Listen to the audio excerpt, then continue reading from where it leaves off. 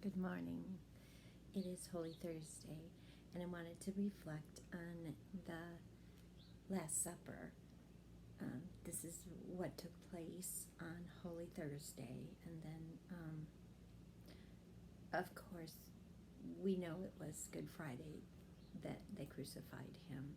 So, all during Holy Week, we cover the time before his arrest, and when he came into Jerusalem, he was honored. They were joyful. They were honoring him with palms, and he came in on a donkey. Such a humble way to come to Jerusalem, and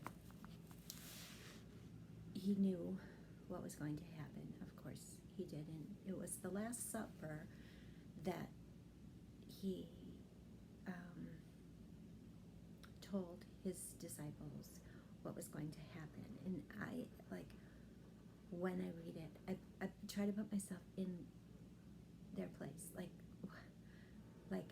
how they felt and what he was saying, how that affected them, and just like how it must have been bewildering. Like, what is he saying? Like, I don't think that they fully grasped what he was saying or the magnitude of it, but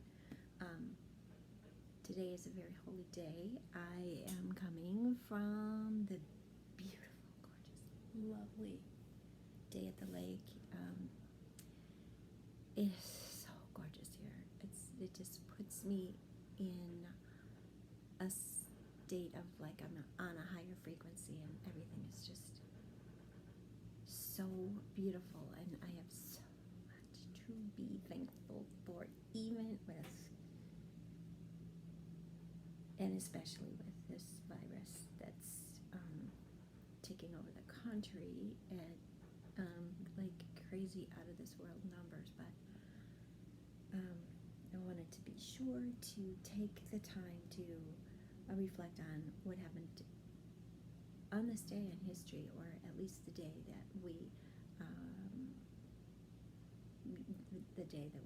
honor what took place at the Last Supper. I'm going to read from Matthew 26:17. On the first day of the festival of unleavened bread, the disciples came to Jesus and asked, "Where do you want us to make preparations for you to eat the Passover?" He went on to explain that he would be going to a certain man's place. When evening came, Jesus was reclining at the table with the 12. So here's where I just try to picture this in my mind. Like they're breaking bread together, and this was a custom of very close people, everyone that was close to you could experience the breaking of bread with you. So he's got these 12 very trusted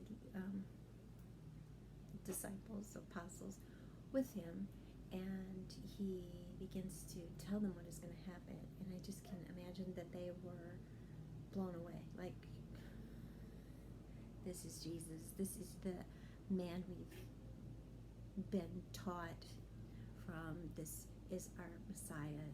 He's supposed to conquer the world. And why is he saying, like, this is going to happen? This can't happen to our dear, dear friend and Lord. So when he truly I tell you, this is Jesus speaking. Truly I tell you, one of you will betray me.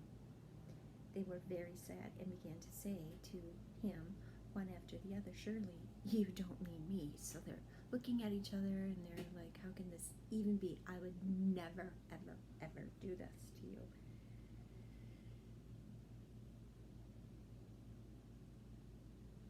And then we go to verse 27. Then he took a cup, and when he had given thanks, he gave it to them, saying, "Drink from it, all of you. This is my blood of the covenant, which is poured out for many for the forgiveness of sins. I tell you, I will not drink from this fruit of the vine from now on, until the day when I drink it new with you kingdom. So I don't really think that they understood like what he was telling them. And this same chapter goes on to Gethsemane and where he was praying. But I really think that everything that happened that night that they took Jesus was like not really registering. It just like they couldn't imagine like this could be happening to their blessed Jesus. So I think about that, and it really truly does make me want to cry, because he was so good to them. He only did good things. He did miracles. He had just an incredible ministry, and he helped and saved so many people, and they adored him. But the chief priests and all the Pharisees, who were all about the law, like he's disrupting our laws that we have. Like he could cause a riot. Like this is like, we can't have this. And though I can see their reasoning, and I can relate to like what they decided to do, but it has always been just like it pierces my heart that this had to happen the way that it happened. And Jesus took this cup and he died for us. How much God must have loved us when we didn't deserve it, to give us his only blessed Son. It's just like I can't even imagine. So I just wanted to stop and reflect on that today. So thank you, and enjoy your day, and make sure that there's a time in your day for a prayer. Reflect on Jesus. He died for us because he loved us and he wanted to save us.